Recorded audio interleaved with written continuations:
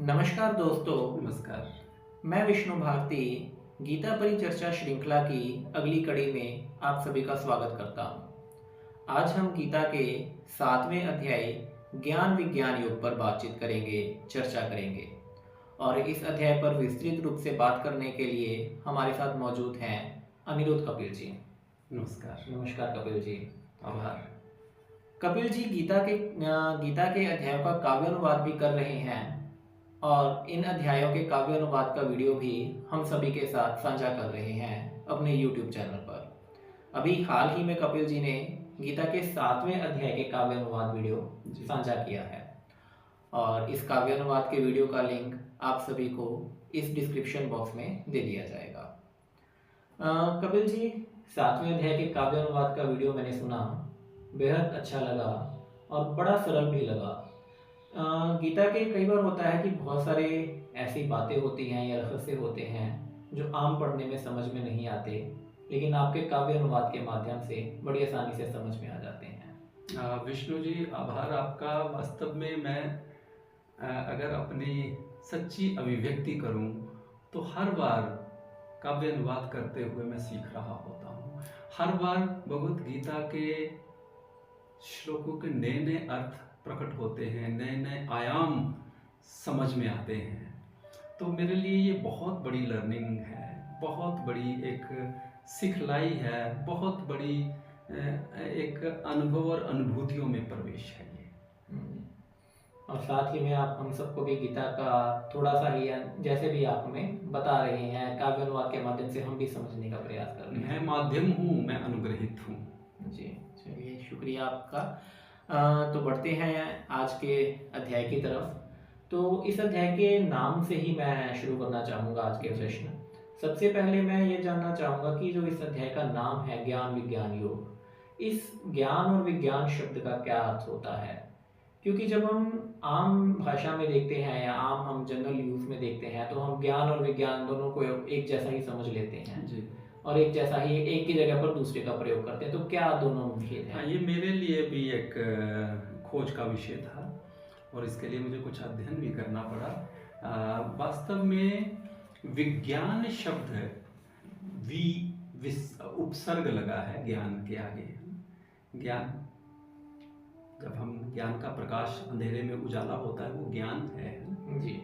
लेकिन वो विशिष्ट प्रकार का ज्ञान, उपसर्ग का अर्थ होता है विशिष्ट। किसी भी शब्द के आगे लगता है, शुद्ध के आगे विशुद्ध लगता है, उसकी शुद्धता को और बढ़ा देता है ना। वैसे ही ज्ञान के आगे विज्ञान का अर्थ होता है वह विशेष ज्ञान, वह सूक्ष्म ज्ञान, वो अनुभूत ज्ञान, ज्ञान का वो प्रैक्टिकल स्वरूप। तो इसलिए आप देखेंगे कि ये शब्द उपनिषदों और वेदों में भी आया है और अरविंदो जी ने, महर्षि अरविंद घोष ने जो गीता की विवेचना की है उसका उन्होंने नाम ही रखा है गीता विज्ञान रखा है उन्होंने जी। और गोस्वामी तुलसीदास जी रामचरितमानस के मंगलाचरण में ना, जब महर्षि वाल्मीकि जी की और हनुमान जी की वंदना करते हैं, वो कहते हैं, महर्षि वाल्मीकि जी को कवीश्वर कहते हैं, कवियों के ईश्वर, और कपियों के ईश्वर कपीश्वर कहते हैं हनुमान जी को। और वो कहते हैं आप दोनों विज्ञान स्वरूप हो, अपने संगीत के द्वारा, अपने ज्ञान के द्वारा, अपनी भक्ति के द्वारा आप सबका कल्याण करने वाले हो। वो आपके पास वो विशिष्ट ज्ञान है। जी जी। तो जो एक खास तरह का ज्ञान है उसको हम ये माने कि वो विज्ञान है। तो इस अध्याय की तरफ अगर हम आते हैं तो इस अध्याय का नाम भी ज्ञान विज्ञान योग है। तो अगर हम देखें तो पहले 6 अध्यायों की भी जो हमने बातचीत की है, जो उनका भी हमने देखा उनमें, तो उनमें भी भगवान श्री कृष्ण अर्जुन को अपने ज्ञान विज्ञान रूपी उपदेश के माध्यम से उसका टूटा हुआ मनोबल दोबारा स्थापित करने की कोशिश करते हैं। तो इस अध्याय में ऐसा कौन सी खास बात है जो ज्ञान विज्ञान की बात की गई? ऐसा कौन से ज्ञान विज्ञान की बात? हाँ, अच्छी बात आपने कही। जो हम यात्रा करके आए हैं अभी तक, पहला अध्याय अर्जुन का विषाद था, अर्जुन विषाद योग। दूसरा सांख्य योग है जिसमें आत्मा की अमरता की बात है, कर्म की बात कर्म योग तीसरा अध्याय है। चौथे अध्याय को ज्ञान कर्म संन्यास योग तीनों की बात है उसमें। 5वां अध्याय है कर्म संन्यास योग, इसमें कर्म की बात आती है, संन्यास की भी बात आती है। छठे अध्याय को आत्म संयम योग कहा गया है, जिसमें ध्यान की विधि का वर्णन करते हैं, कैसे अपने आप में अपने एकाग्र होना है, ध्यान लगाना है, एकाग्र नहीं ध्यान लगाना है कहीं। लेकिन 7वें अध्याय में भगवान अपनी अपरा प्रकृति की बात करते हैं। मैं कैसे सबका परम कारण हूँ, मैं कैसे सत्व रज तम का जनक होते हुए भी, उसका सृजन करता होते हुए भी उससे परे हूँ, इसका विशेष वर्णन है। फिर मैं कैसे सब में विद्यमान हूँ, अपनी विभूतियों का वर्णन भी है।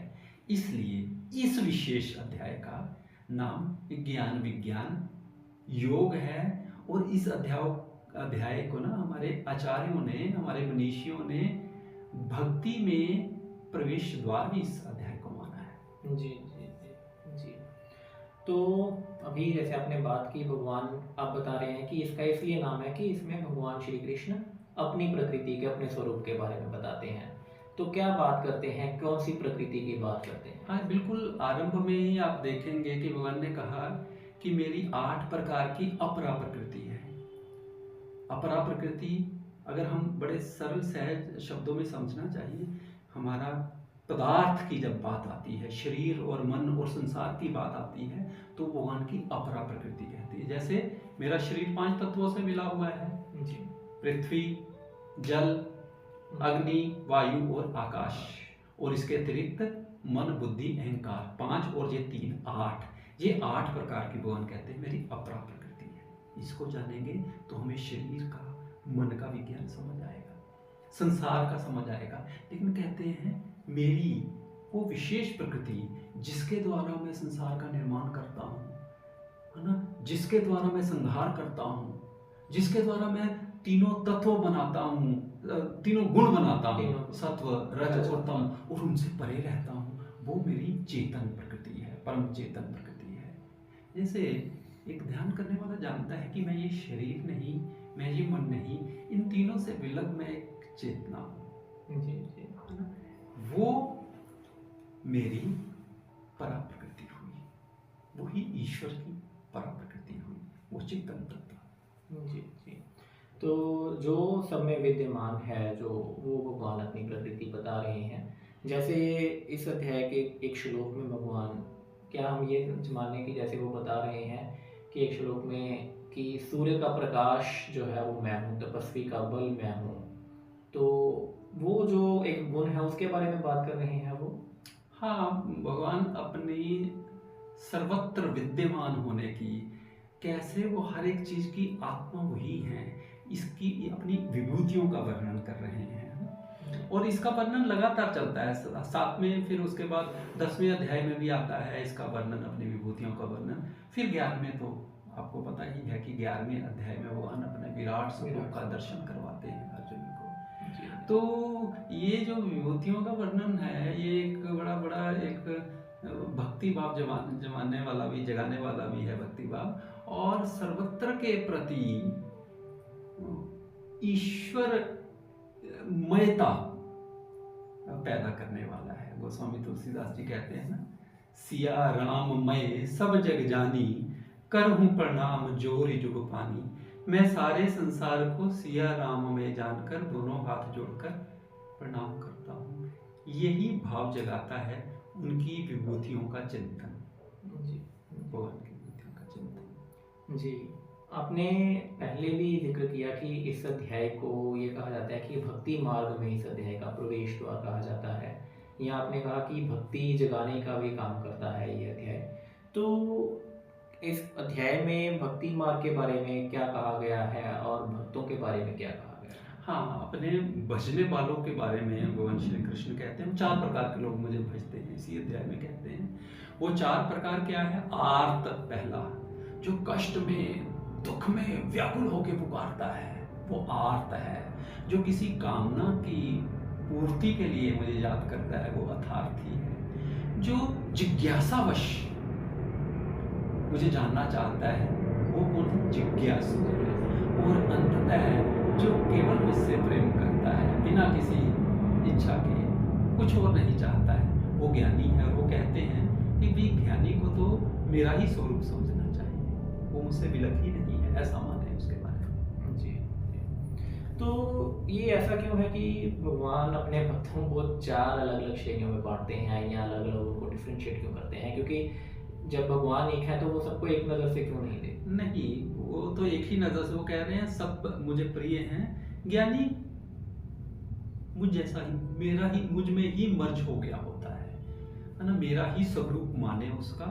अर्थात कहने का अर्थ ये है कि हम सारे कष्ट में जब घबरा जाते हैं तो उसको पुकारते हैं, है ना।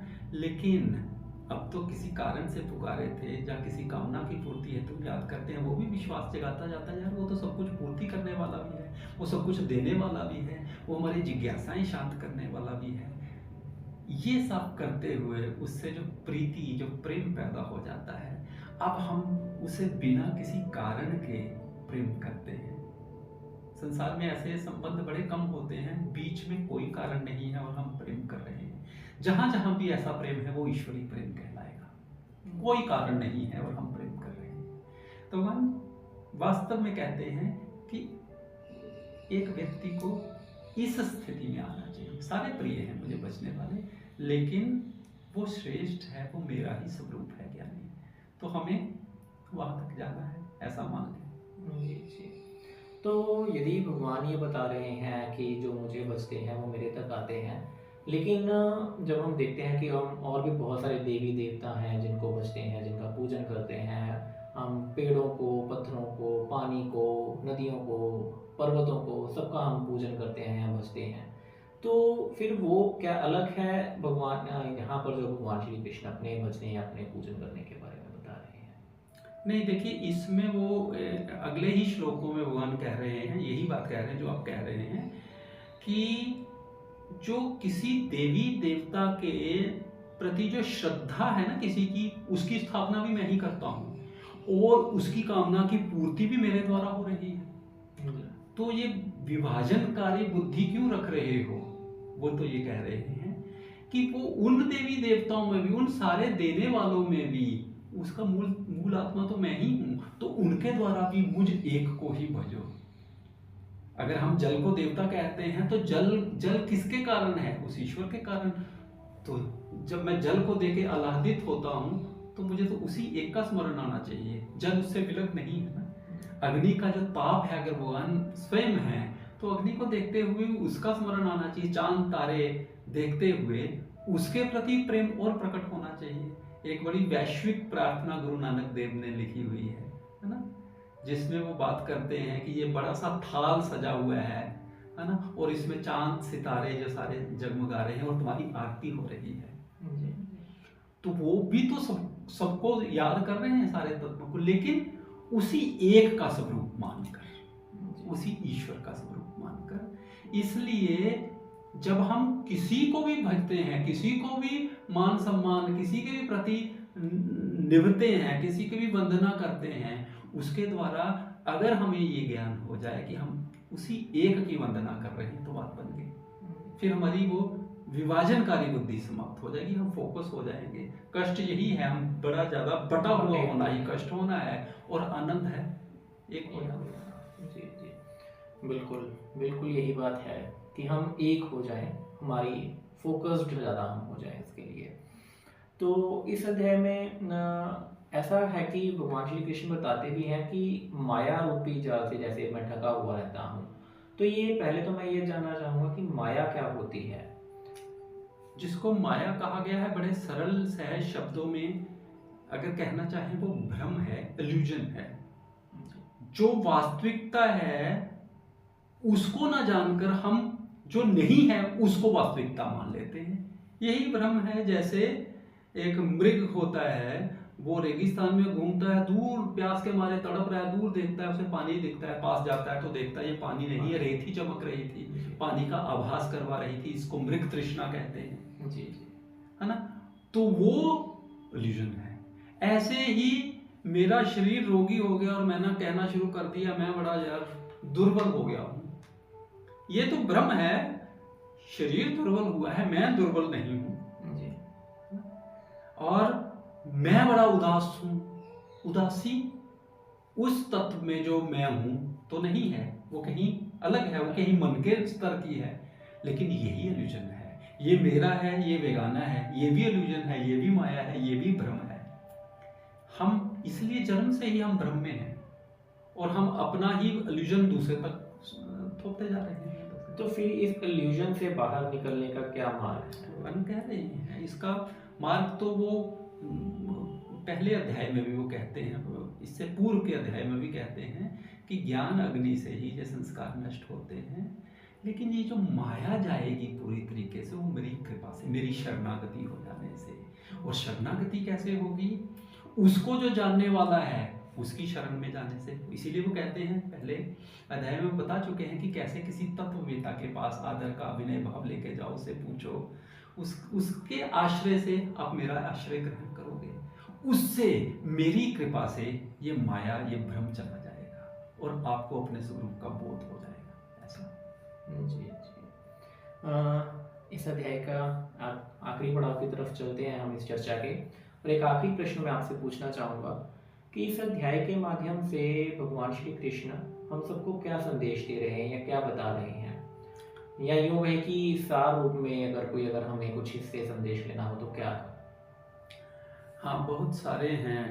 एक तो जो विशेष बात इसमें बताई गई है कि जो कोई हम एक के साथ, एक को अपना दूसरे बेगाने जो मान लेते हैं, ये सबसे बड़ा भ्रम है, ये सबसे बड़ा माया जाल है, रिलीजन है ना।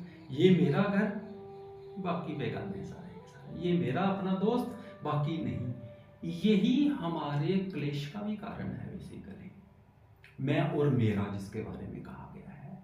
तो कहते हैं अगर मैं तो सब में हूं विद्यमान, तो फिर सबके साथ कहो कि सारे मेरे हैं, जब कोई मेरा नहीं है। तो हम इस बात को जिस वक्त समझेंगे कि हम भी समता समानता रखें, सबके प्रति समभाव रखें, क्योंकि ईश्वर सम रूप से सब में विद्यमान है, और ये माया उसके प्रति समर्पण भाव से, उसके प्रति प्रार्थना भाव से और उसको जानने वालों के प्रति समर्पण श्रद्धा भाव से जाएगी। यही इस अध्याय का मूल स्वर है। जी, आपका बहुत बहुत धन्यवाद आज के 7वें अध्याय के ऊपर विस्तृत चर्चा करने के लिए, हम सबको बताने के लिए। विष्णु जी, आपका भी आभार इतनी सुंदर परिचर्चा के लिए, इतने सुंदर प्रश्नों के लिए, क्योंकि जो बात करने वाला सदैव प्रश्नकर्ता का ऋणी होता है। जी, धन्यवाद। हम उम्मीद करते हैं, आशा करते हैं कि अगले अध्याय का भी काव्य अनुवाद हमें जल्द ही सुनने को मिलेगा। आप जल्द ही हम सबके साथ अगले अध्याय का वीडियो भी साझा करेंगे। और इसी के साथ गीता परिचर्चा श्रृंखला के 7वें अध्याय की परिचर्चा समाप्त होती है। यह वीडियो आप सभी को कैसी लगी, इसके बारे में हमें कमेंट बॉक्स में लिखकर ज़रूर बताएं। और यदि किसी भी प्रकार की कोई गलती, कोई भूल चूक हुई हो तो उसके लिए आप सभी से माफ़ी चाहता हूँ। और अपने सुझावों और प्रश्नों से हमें अवश्य अवगत करवाएं। आप सभी का एक बार पुनः धन्यवाद, आभार, नमस्कार।